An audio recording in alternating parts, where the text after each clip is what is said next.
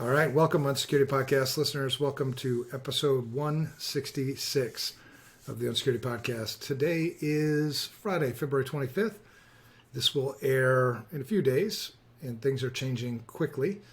Joining me is my good friend and co-host, Mr. Brad Nye. Hi, Brad. Hey, Evan. Welcome What's back. new? Yeah, thank you. Yeah, Mexico was nicer than this. This cold weather is dumb. Yeah. Yeah, I was standing at the bus stop this morning, and when I got back in the car, my mustache had icicles just from breathing. Yeah, I went out to shovel a couple days ago, and yeah, I had the same thing, man. Because I was out there kind of working hard, and Hmm. you don't realize your nose is running when it's so damn cold, and then you come in, and it's like, oh my gosh, I have icicles in my beard. Yeah. Yeah, even just from the breath, just breathing alone will do it. It's Mm, crazy. But it is what it is. it is. Yep, and I'm not happy about it. But I'm also here's another thing I'm not happy about. Obviously this week I think we'd be remiss if we didn't bring up what's in everybody's faces right now, and Russia and Ukraine. I figured we'd Yeah. talk about that today and talk about how that is affecting what we do for an everyday job, right? Yeah. Yeah. It's a mess. It really is, man. So I don't know if people, well, I mean, you'd have to be living under a rock, I think, if you didn't realize that, Russia invaded Ukraine this week. Uh,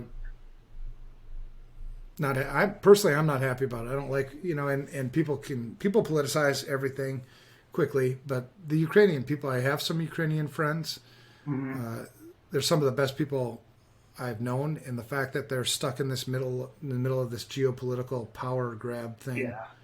Yeah, that's the thing people tend to forget is the disruption to the day-to-day lives of the citizens that have no say in the matter. Right. So, And what I've said, it's funny because some people are like, yeah, and they're completely behind that. But then some people bring up, well, what about the U.S. and this and the U.S. and that? I wasn't happy about that either. I'm not right, happy when anybody suffers, period. I just right. don't like it. I agree with you. We So, don't need it. mm-mm.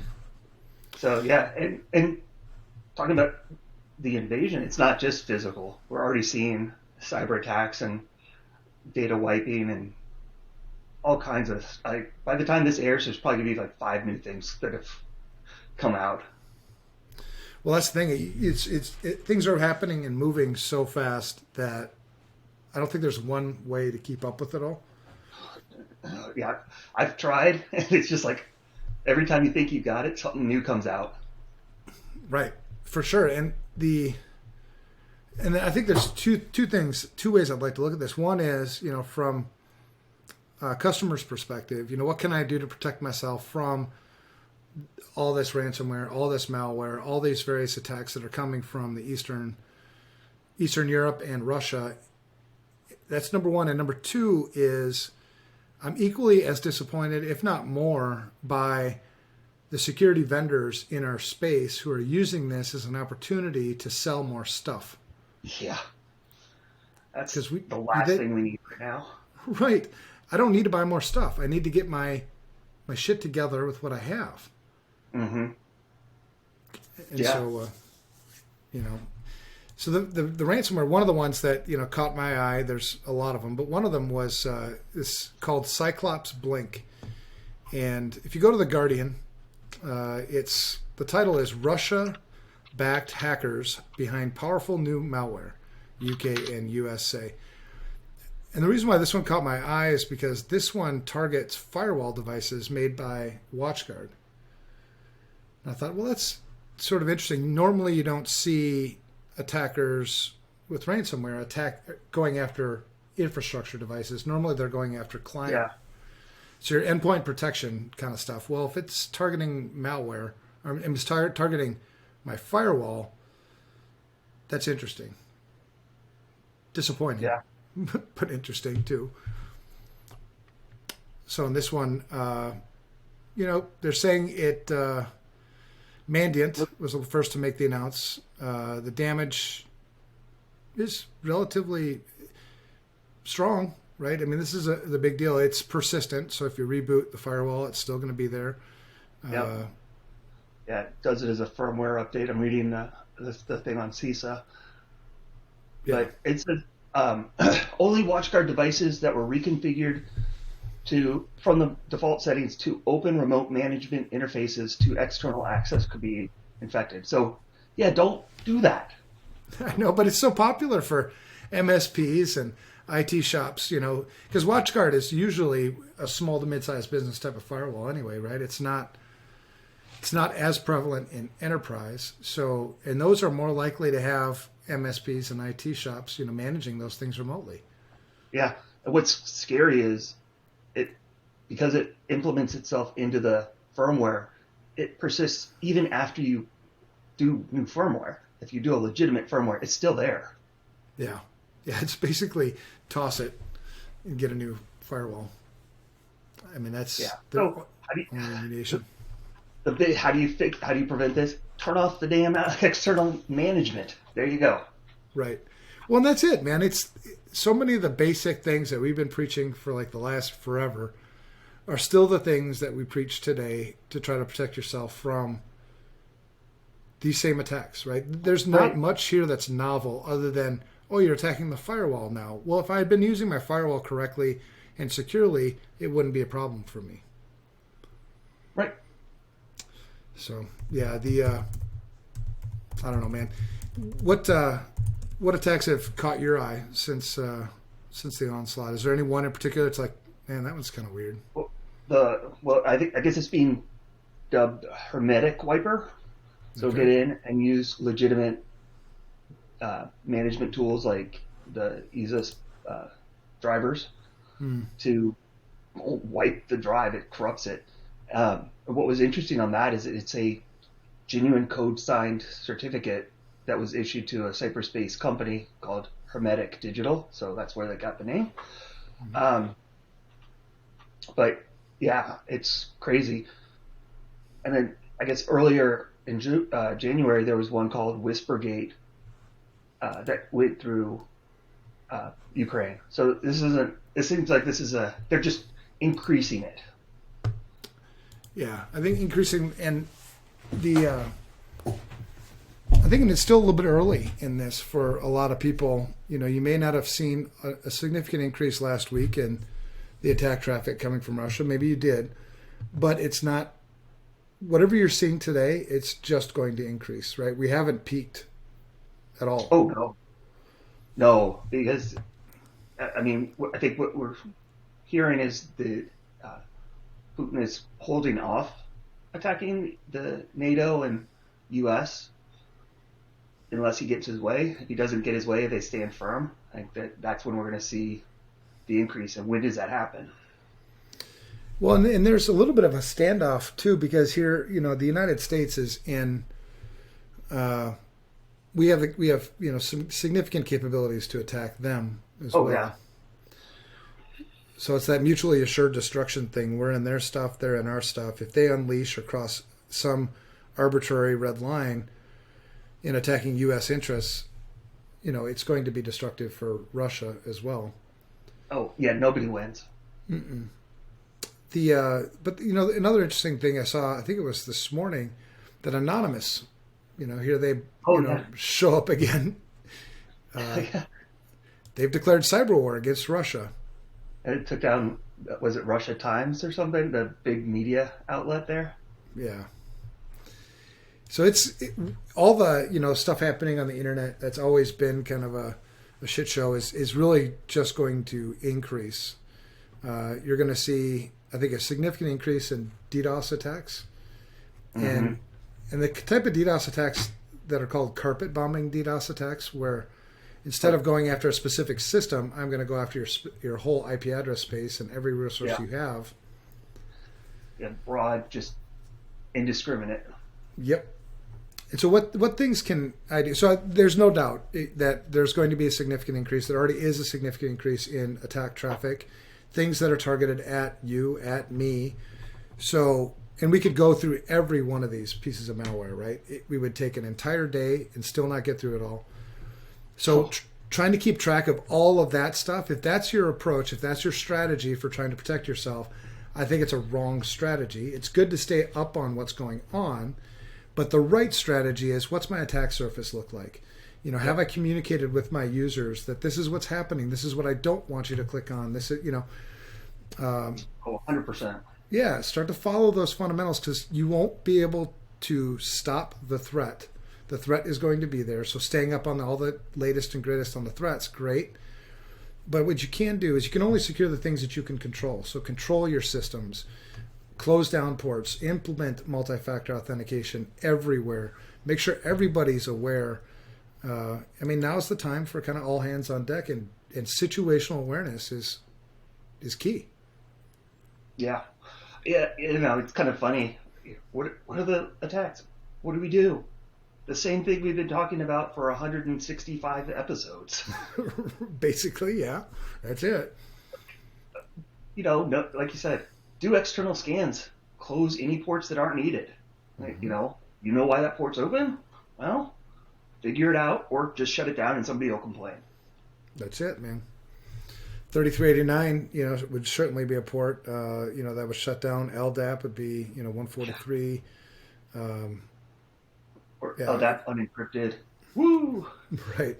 And I would also take this as an opportunity to follow some really good best practices that we've always preached to about.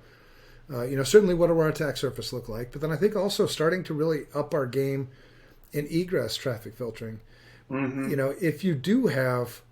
If something does get through, which it will I detect it early, right? So a lot of these things will have command and control. You'll see traffic going back out that doesn't make any sense. And if you're not watching for it, if you're not monitoring for it, you'll miss it. Yep. So that's got to be a part of your strategy. Part of your strategy, obviously, is to try to keep them out. But let's say that they get in.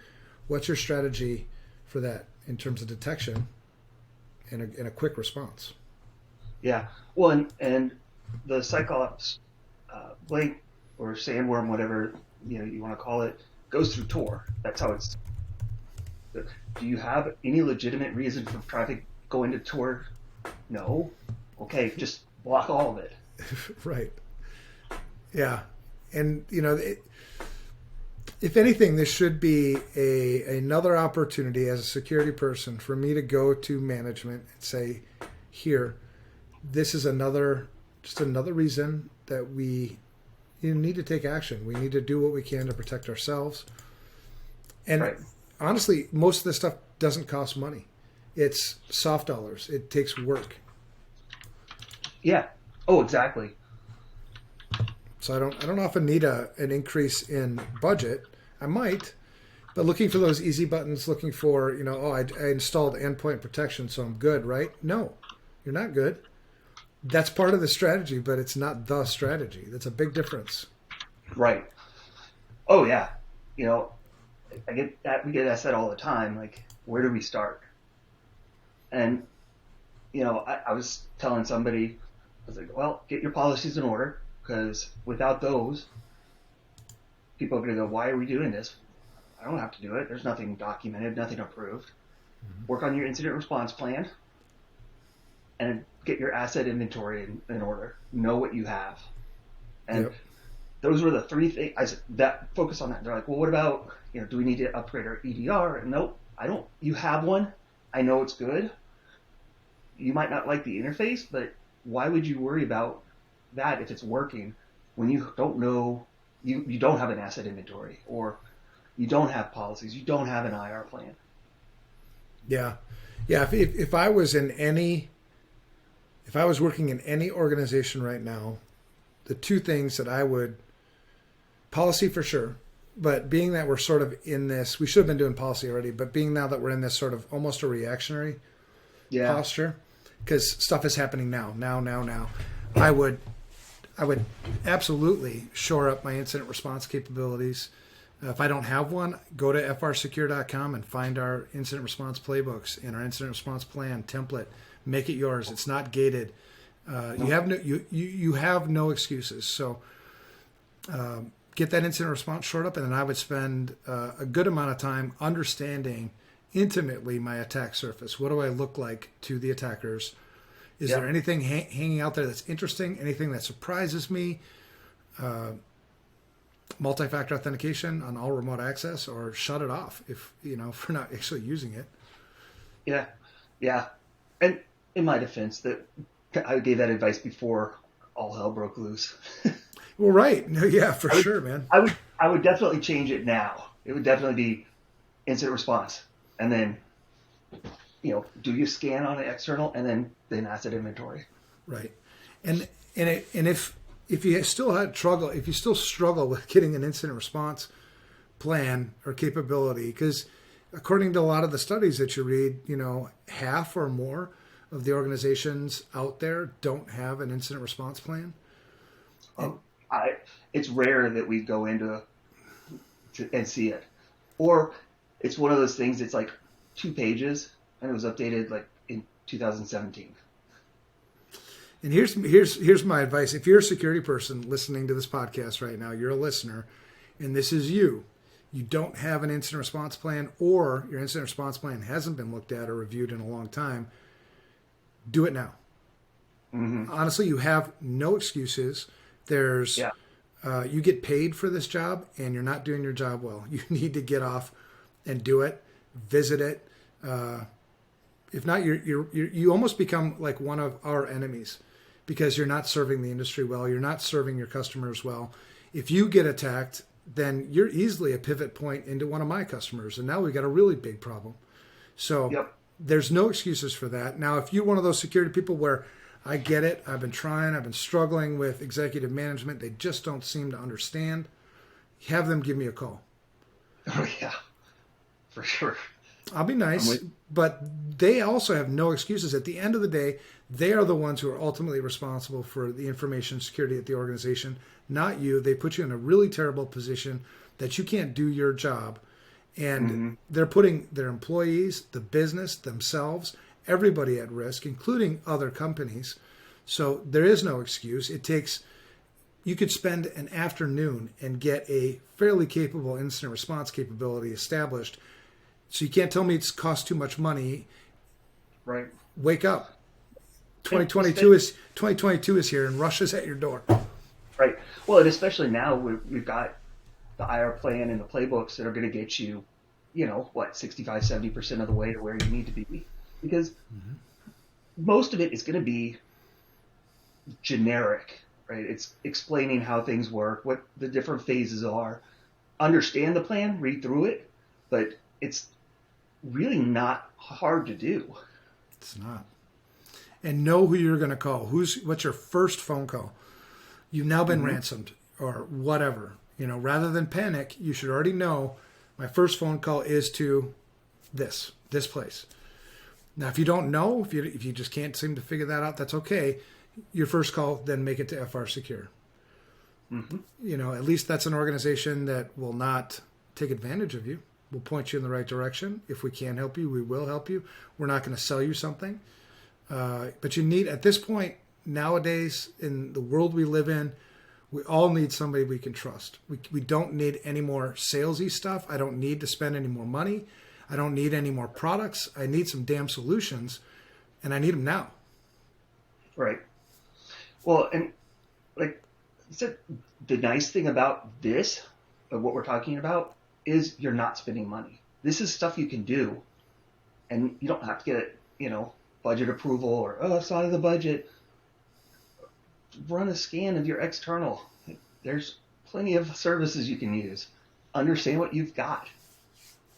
Yeah, and that's the very frustrating part of this, and that's one of the reasons why on that second piece, the ambulance chasers in our industry who are out there trying to sell products and use this as an opportunity to make more money, to take advantage of people more, that ticks me off, because not only do you take advantage of people, but you also make my job, you make your job, and everybody else who's in this industry for the right reasons, you make our jobs harder.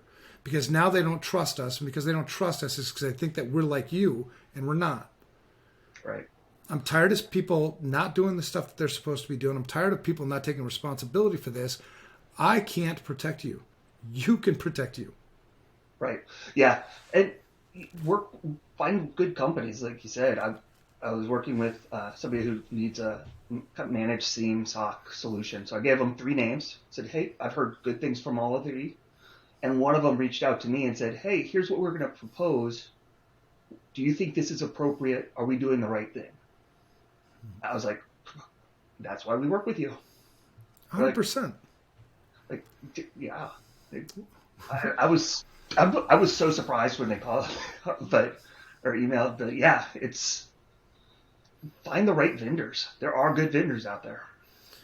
Well, right, and we need trusted advisors. I run into the same frustration regularly when I'm trying to help people. When I'm reaching out, like you see things happening at the states, and so I reach out to like, hey, here's the thing.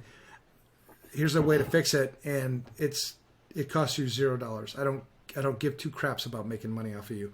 I just don't want the people of your state to suffer because of this thing. Yeah.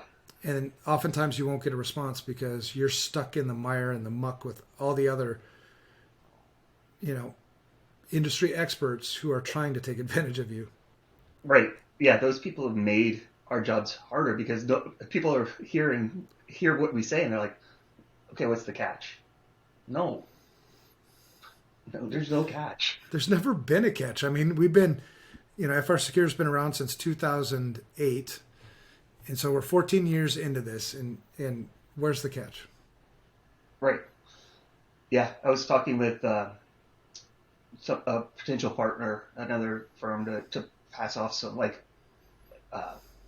overload capacity, right? Mm-hmm. And I was really impressed with what they said, but I showed them what we have on our website, and they were like, "Oh, wow, okay, you guys are really serious." I'm like, "Yeah, this is who we are. We're not.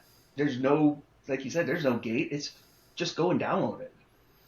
Well, and we take it so serious that it's like, and you should be able to tell the tone of my voice, almost the anger that's here, mm-hmm. because I just, I hate people getting taken advantage of. I hate it.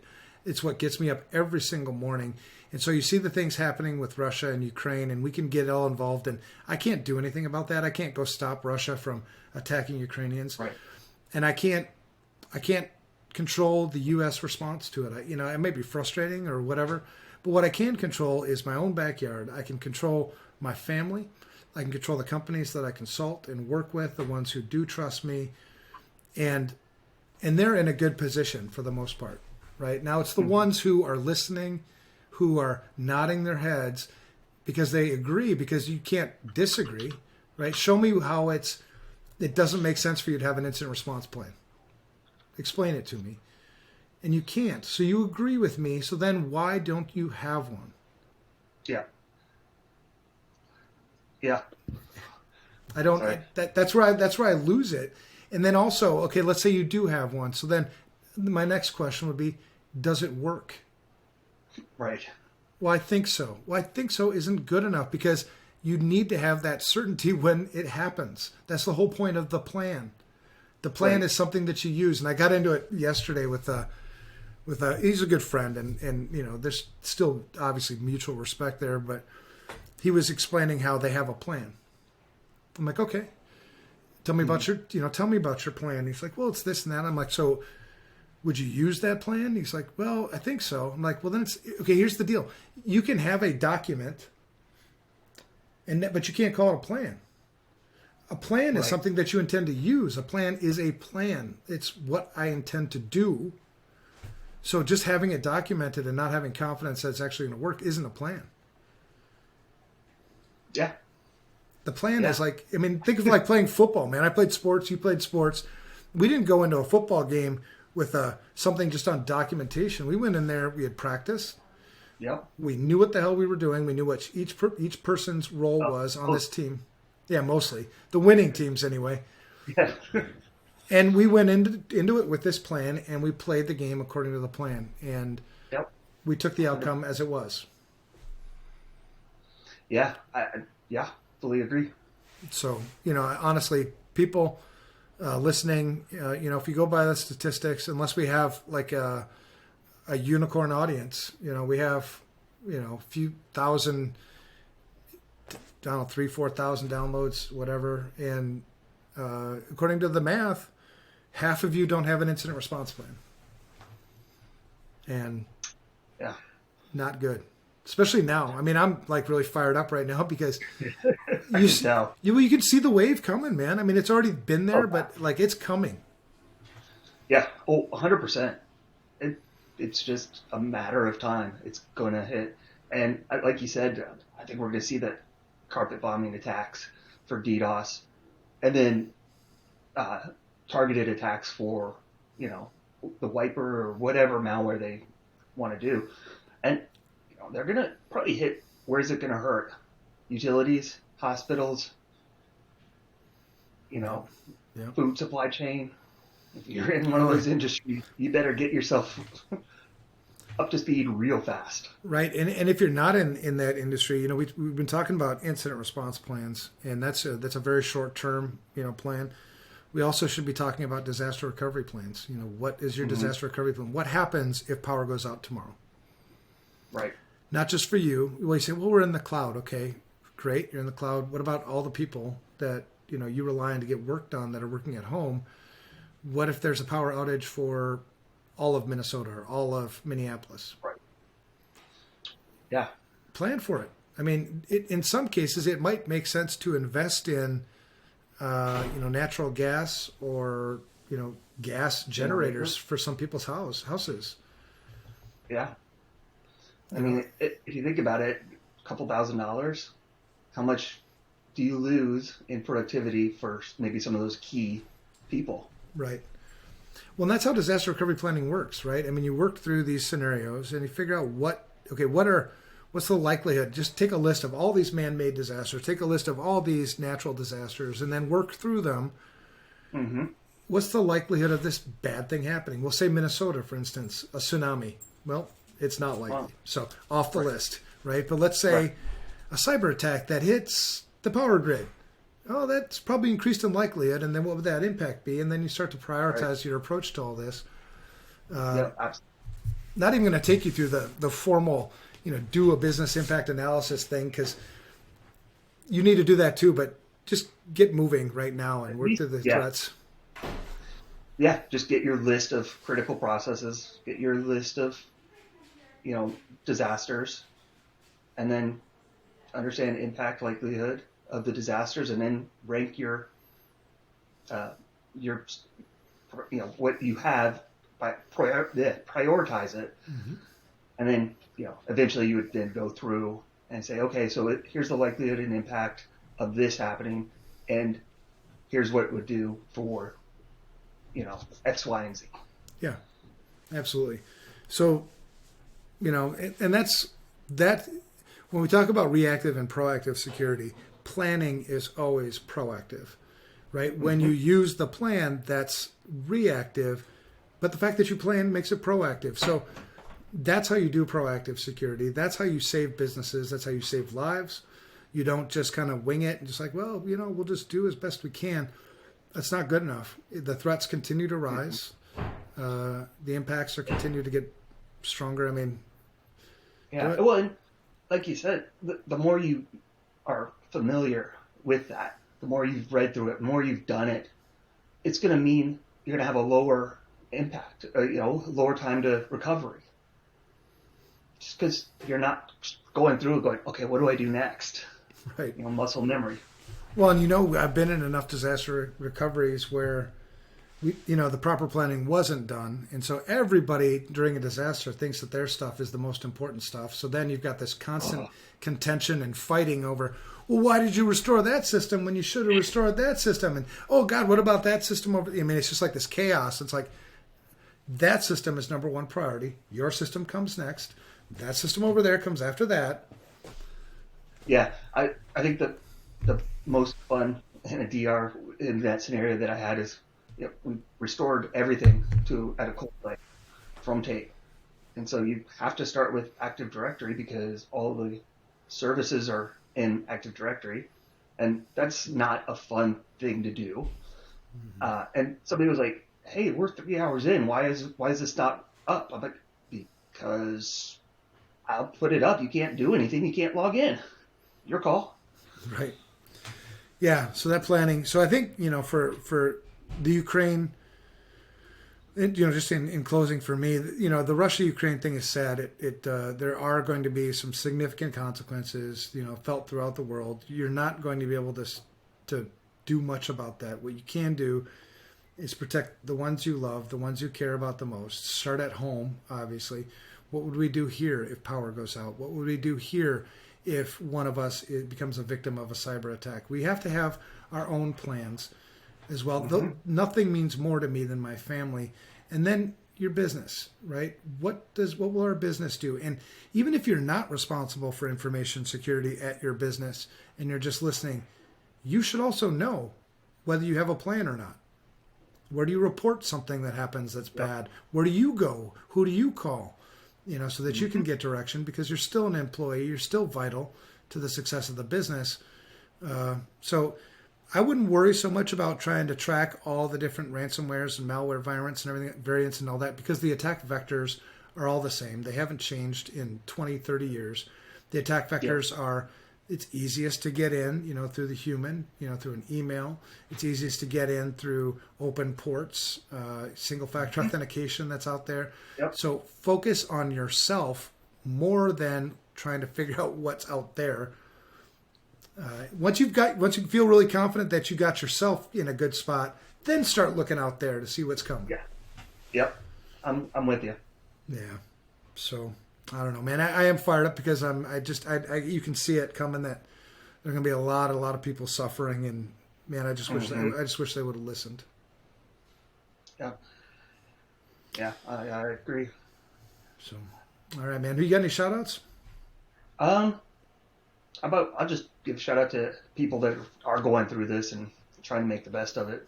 And like you said, we can't really do anything, but thinking about them, hoping for the best. Yeah, I think that's a good shout out too. Give a shout out to the Ukrainian people. I give a shout out to the Russian people too, because I've been watching a lot of there's been a lot of Russian protests, and it's not like U.S. protests where I can protest without any consequence. Oh yeah, no. You're going to the gulag.